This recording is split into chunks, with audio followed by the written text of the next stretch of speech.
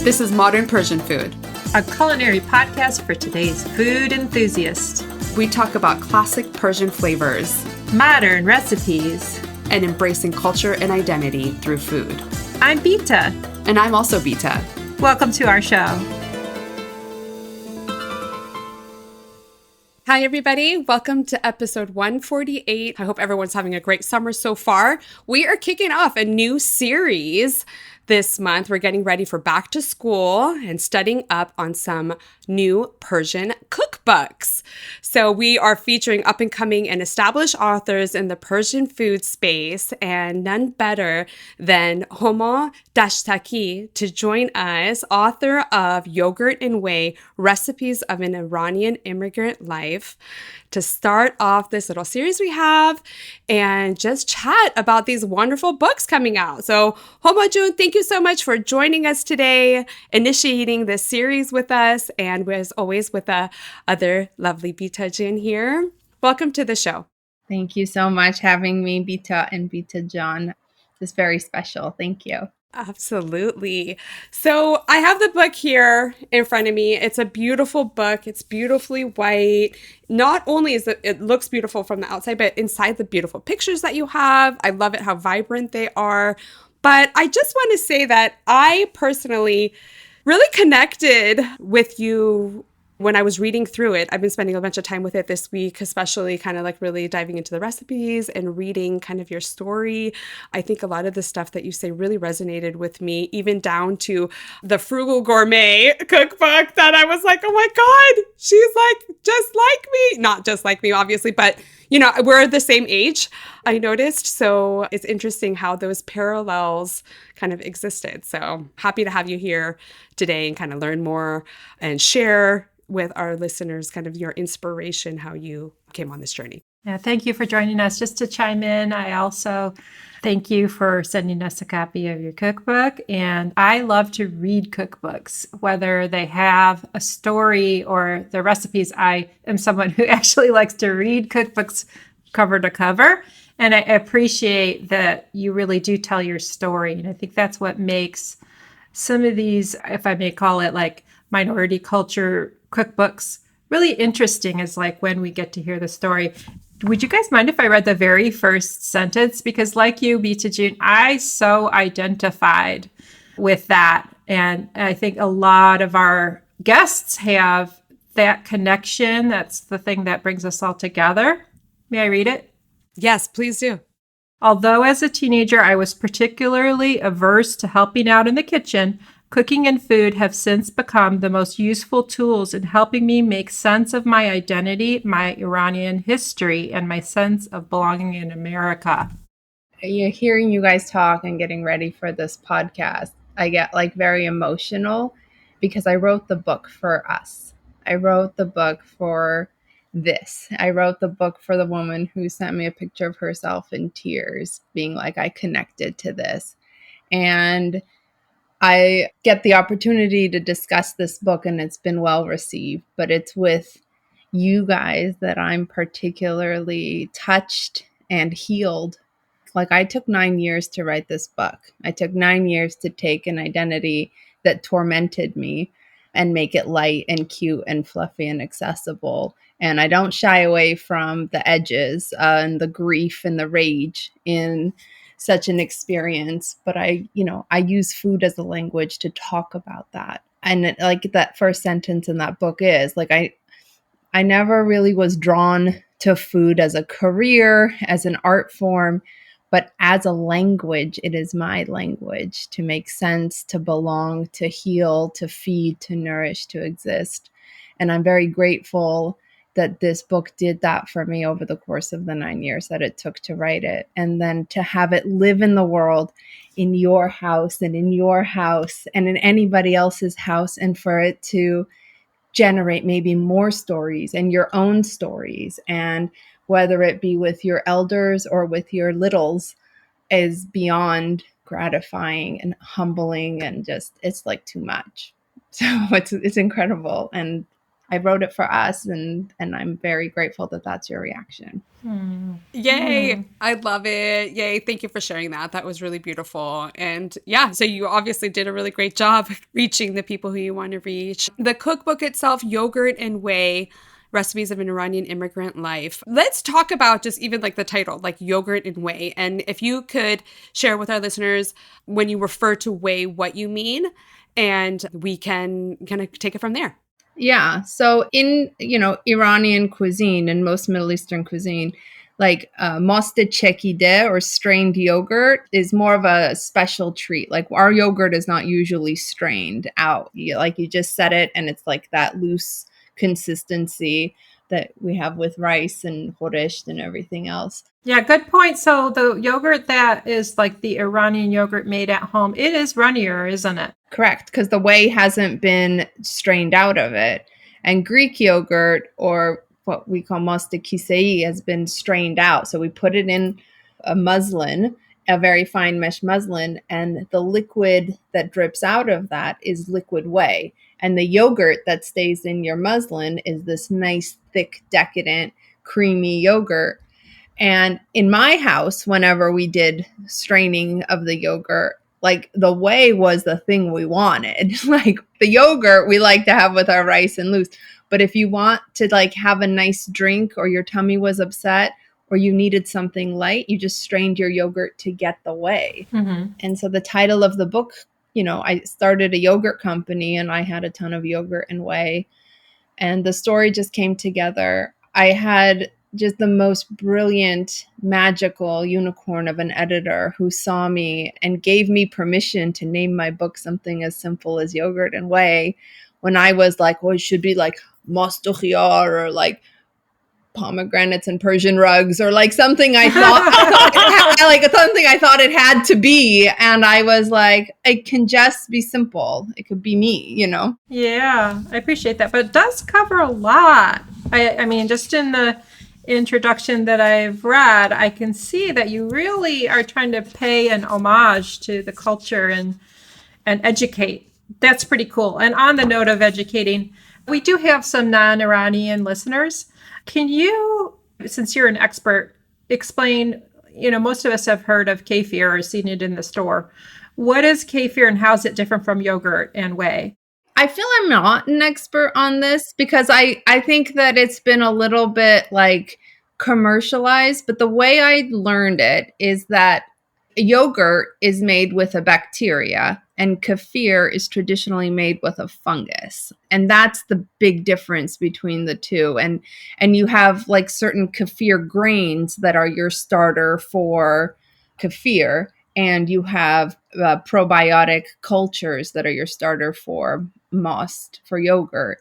But I think that like in commercial use, kefir is just kind of like a yogurt shake. It's sort of like what it's turned into. And yeah, the elders that I consulted when I first was like, what's kefir? It was described to me as it just starts differently, that the start is from fungal grains that inoculate it. Interesting. The main thing is that it's not whey. No, it's not whey. It's something you drink, and it's not whey. Yeah. So I guess that's the main thing. And it is actually usually laden with sugar, but... Right. So the whey that we're referring to here, that homage that you are featuring in your book, is really just kind of the liquid that comes from a regular homemade yogurt, that if you were to strain the yogurt is kind of like the very light liquid that comes out of it that separates out. So, and if I'm not mistaken, then it's the whey that eventually will turn into a product like kashk. No. So this is very interesting, right? Because for years, many people who wrote about it didn't know what to call kashk because we're trying to explain it to a Western audience. And so we called it whey because it was just an easy thing to do and it still conveyed dairy. And honestly, I would do it like if I didn't have the shoulders of those who came before me to stand on. But kashk is the fermented yogurt itself. So it's not the liquid whey because there's hardly any substance to the liquid whey. It's the solids that remain. And all of this culture came about from wanting to preserve milk and making milk last as long as possible. Because at some point, like milk was the byproduct. Like milk was something that people had excess of, and they turned it into cheese and they turned it into yogurt, from like European culture all the way to Middle Eastern culture with kefirs and cheeses and yogurts. Like the goal is that. And kashk is a way to actually make this milk immortal, like I read about. Like you take this yogurt, you boil it down, you curdle it, you sour it, and you dry it. So it's these dehydrated, fermented, very earthy, very musky yogurt balls. I make them in balls, and then like you can keep it for years. And when you're ready to use it, you just smash it up and rehydrate it into a sauce. And it's actually not the whey, it's the solids that are fermented and made into kashk. Well, thank you for clarifying that. I think that also sometimes people refer to kashk as whey. So thank you for explaining that so that everyone who's listening can have a clear understanding of what it is we're talking about. I mean, it's a technicality. Like, yeah, it's tough. It's a big difference, though. I mean, you're keeping the yogurt part. Yeah. You also have this really awesome company, the White Mustache, which is your yogurt company. Tell us a little bit about that and how that inspiration came along. So the White Mustache is a yogurt company I started with my dad. And again, like this whole thing is about like a little bit about identity healing for me. And I found myself unemployed after having like a big law job and really feeling like that big law job that I made it in America. Like that was like, you know, a sign of success. And when I lost that job and I was unemployed and hanging out with my dad, I just didn't want that world anymore. And I didn't know why, and I didn't know what I was doing. And so my dad and I just very simply started making yogurt to sell at farmers markets. Like he was getting older. I wasn't having quality time with him the way I wanted to, or I didn't know how to have quality time with him. And this like very simple act of making yogurt that I took for granted just came to the forefront, and we started doing it. We started selling yogurt at farmers markets, and one thing led to another. And 10 years in now, I mean, he's not as involved, but we're still, my sister and I are making the yogurt together, and all our flavors are made for us. Like they're traditional Iranian yogurt flavors, the alubalu sour cherry, the quinspe, an orange blossom honey, Homa, which is the dates. We have a Mosta Musir that most Americans don't know what to do with, but they're gonna love it. I know it. So yeah. So delicious. Hi friends, we have a small ask for you. We'd love it if you could pass this episode along to a friend, a cousin, or anyone you think would benefit from hearing from us. Thank you. How would you describe your recipes as compared to traditional Persian recipes? So the book itself, I'm hoping that it resonates with a lot of people's stories in the diaspora, but it's very unique to me. So like, I don't know a lot of other Persian or Iranian cookbooks that will also have like a lemon meringue pie recipe or a ceviche recipe or a kimchi recipe. But all these things kind of follow the trajectory of a story that makes sense to me. And I wanted to be very authentic about presenting it. And yogurt and whey weave these all together. And so in that sense, like there's a lot of recipes in there that aren't very traditional. Like, why would this Iranian cookbook author write about this?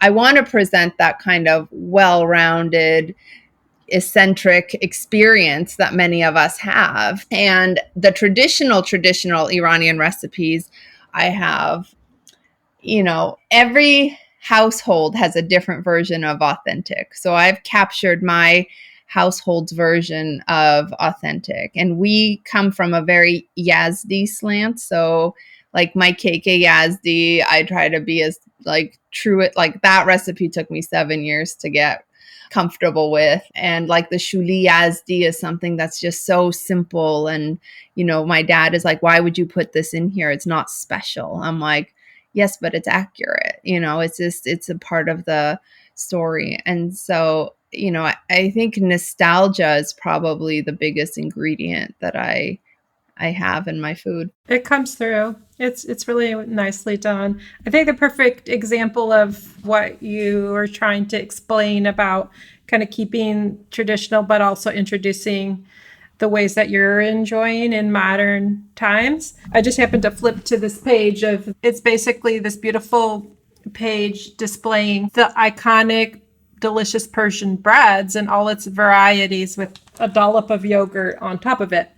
And it also has a crispy bowl of tadig with yogurt. So basically, you know, Persian carbs with yogurt. But if you flip through, there's also a representation of what many of our favorite way of having a snack is shown, which is yogurt with potato chips. So good. And so you get that same salty combo of having your carb with your yogurt. So I think that is like, you know, I don't know if they do that in Iran or not, but I thought that was a pretty cool, like, chip and dip in a modern way. Yeah, no, potato chips and musir is the tradition I picked up there.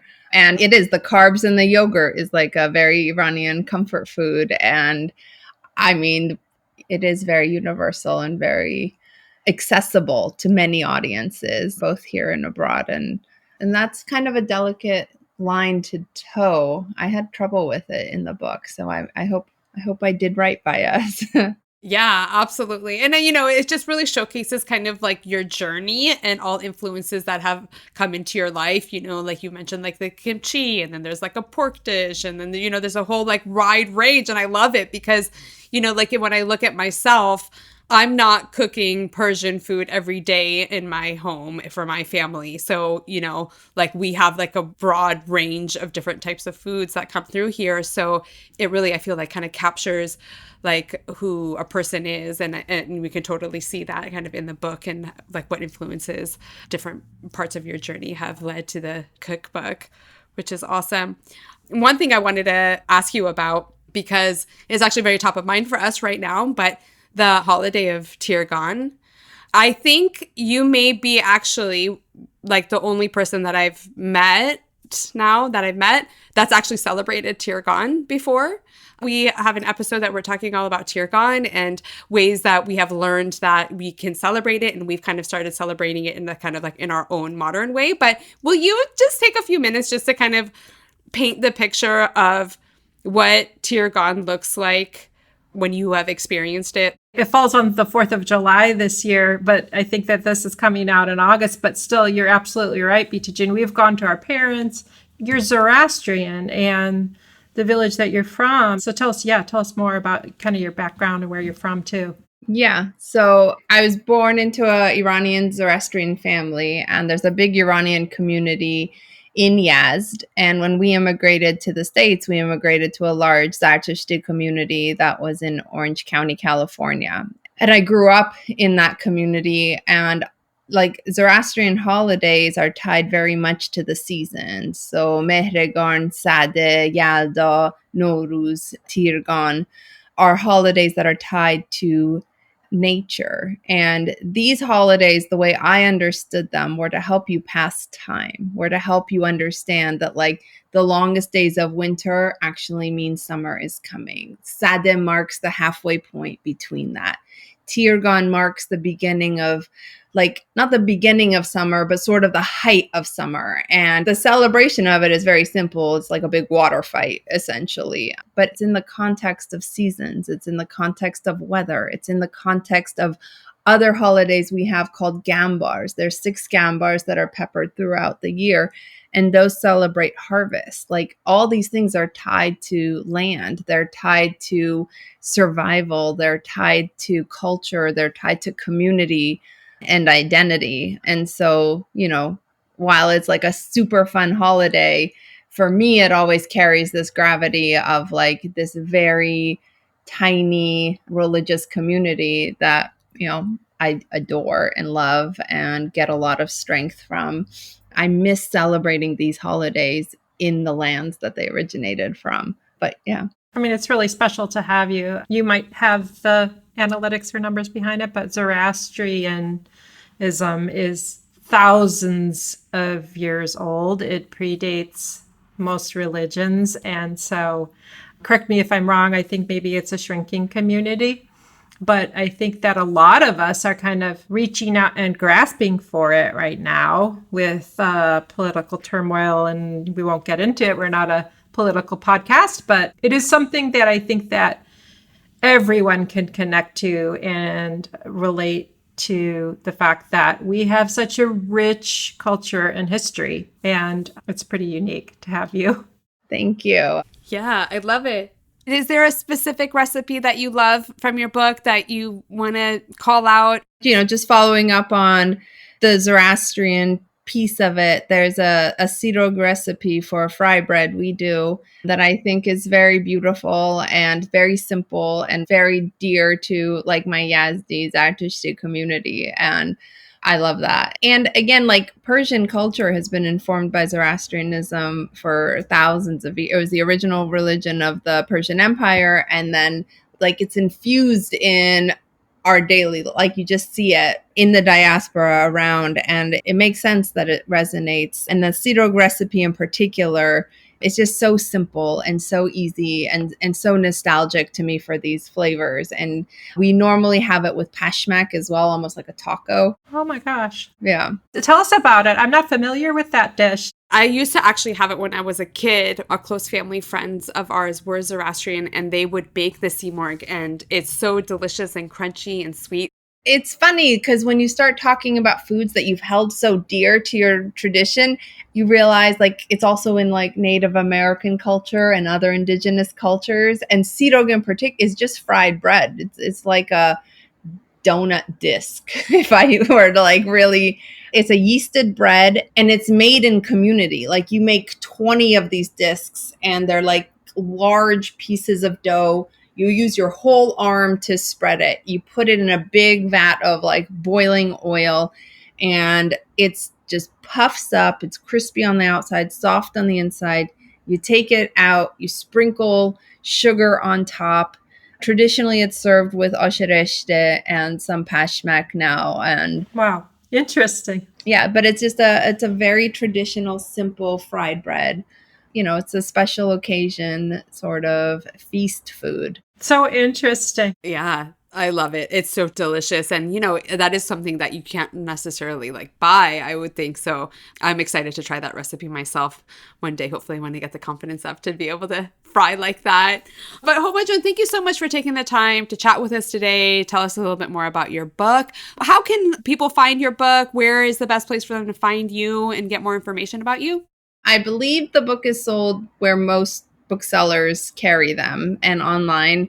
And if you want more information about me, just go to the White Mustache website and reach out. We also have a customer service line every day from noon till 1. So you can always just reach out. But yeah. All right. Is your White Mustache yogurt available online if anyone wants to taste it? It is not available online. We have a very small local distribution. So if you're in Brooklyn and Manhattan, we're in a few stores near you. We make in Red Hook, Brooklyn. We distribute only to a 20-mile radius.